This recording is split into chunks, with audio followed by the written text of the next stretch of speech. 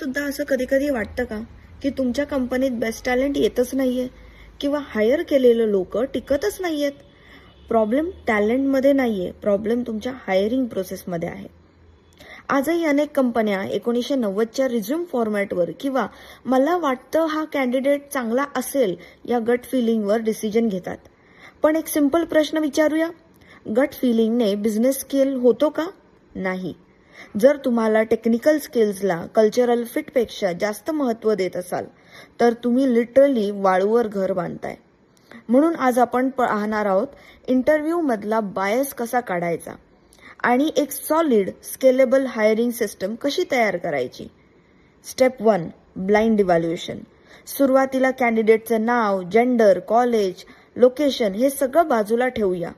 Focus फक्त skills आणि वर्कवर असला पाहिजे. कारण आपल्याला कळतच नाहीये पण अनकॉन्शियसली आपण बायस डिसिजन घेतोय.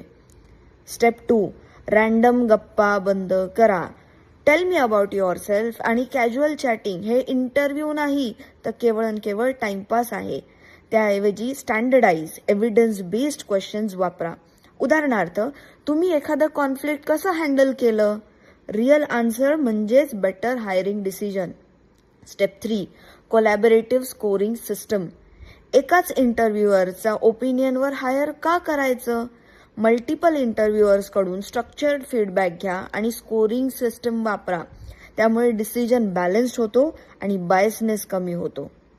हायरिंग हा गेसवर्क नाहीये, ही एक सिस्टम आहे आणि ज्या कंपनी सिस्टम बिल्ड करतात तेच कन्सिस्टंटली ग्रो करतात. जर तुम्हाला असेच प्रॅक्टिकल मॅनेजमेंट कन्सेप्ट्स मराठीमध्ये शिकायचे असतील तर मराठी मॅनेजरला सबस्क्राईब करा. Thank you so much.